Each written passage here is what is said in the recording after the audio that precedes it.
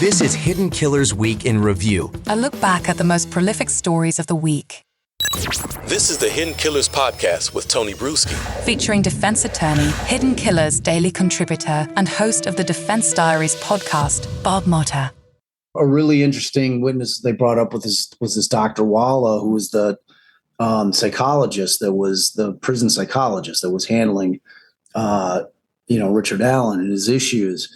And, he had made confessions to her, again, I killed the girls and it's like, and she's going through this whole concept of that she had died like during this period of time when he's losing his shit and literally eating his shit, running into the cell wall, like full speed, smashing his head, like over and over. And he was, she diagnosed him as temporary psychosis. Mm-hmm. And he falls under this kind of umbrella of, I'm on today's motion. You're on right? today's, yes. Okay. I mean, it's all a blur, I know. So she's saying, had I had the autonomy to be able to put him in a mental hospital to get the proper treatment he needed, Mm-hmm. that's what I would have done for exactly what you were saying, just to get him the fuck out of there. Yeah. Just get him into a place where it's more humanity around him. There's people that he's going to be able to speak to. He's going to have some kind of human contact, just to get him right again. But she's like, I couldn't because he's under this safekeeping order. Mm-hmm. Now, the problem is that in that unit that he's in, this like there's 255, they call it a prison within a prison. It's like super lockdown. It's for people that are hyper violent, that have fucked up some other place, or, for guys that are suicidal. Like he's got a camera on him 24/7, like all the time in his cell. So they're like, okay, well, she says, I definitely would have moved him to another facility. But the problem is he's got that safekeeping order.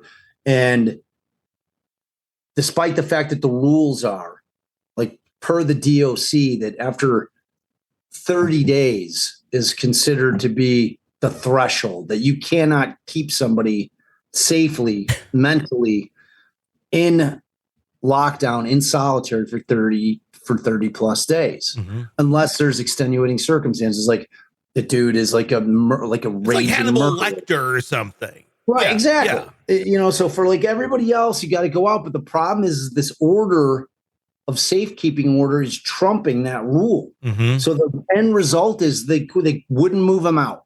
They just kept him in solitary for all this time. So basically the argument is that that all of those factors have been so coercive that that is an act by the state. Because like typically you need a state actor who's saying, okay, yeah, man, we interrogated the shit out of this guy for 72 hours straight, didn't let him sleep. Mm-hmm. We kept the lights on, we're just harassing the shit out of him, and we finally broke him. Like, this isn't that. This is like the environment that they had him in broke him.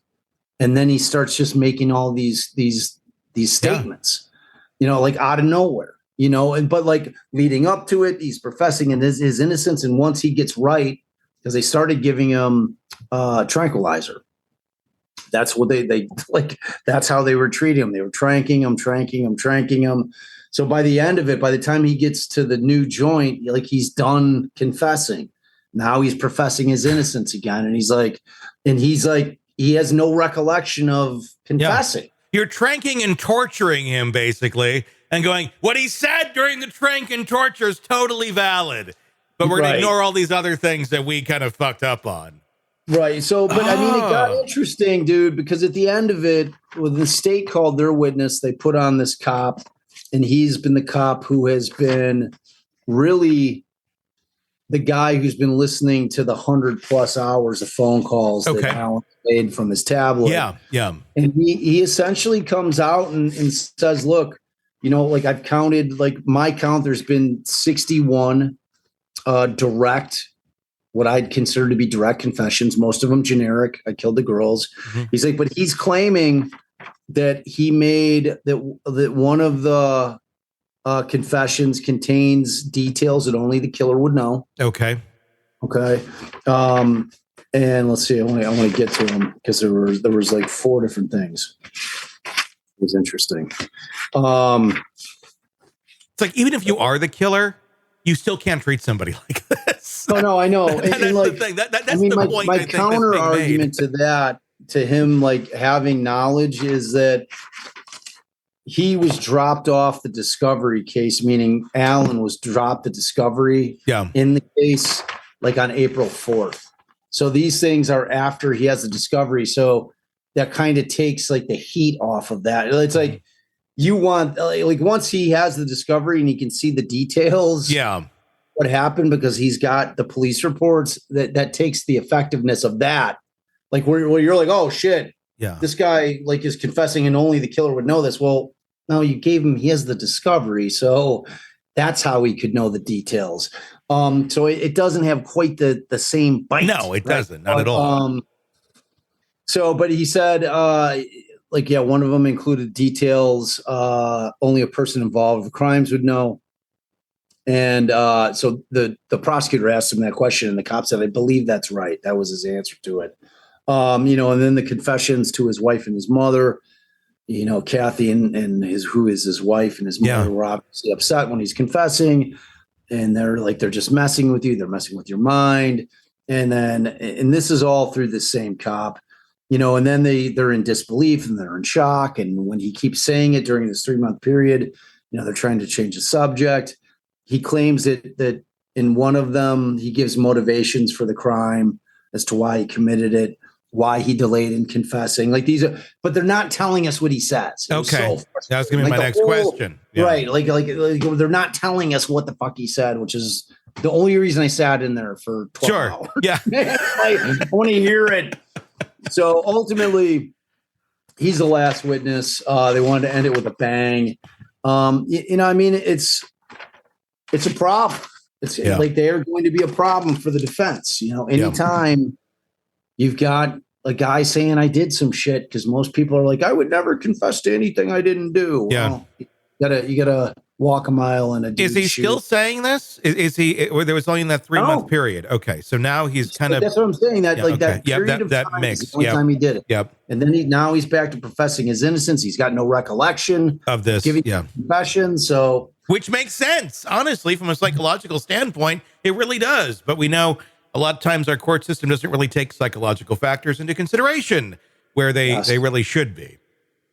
Exactly. And so that ended the day, and she's going to take that one under advisement as well. Again, it's such a novel argument. I don't see that getting granted. Yeah. And a lot of that's going to be issues that are going to have to be brought up at trial. I mean, they're going to have to delve into this. They're going to have to show the conditions in which he was being held, and that he lost his shit, man. Yeah. So tomorrow is the last day. It's going to be a big one. This is where the state is filed what's called a motion in limine, trying to exclude the defense from being able to use the third-party culprit stuff. So that's your Brad Holder, Patrick Westfall, Elvis Fields. So tomorrow could be a banger. We could have some super interesting witnesses. So next week we should have some pretty interesting stuff to talk about. My goodness, yes, it never fails to disappoint. I mean, it's finally, we haven't talked about this for several weeks, but here we are again. As it gets much, much closer, October is not far away, my friend. My goodness. You got that right.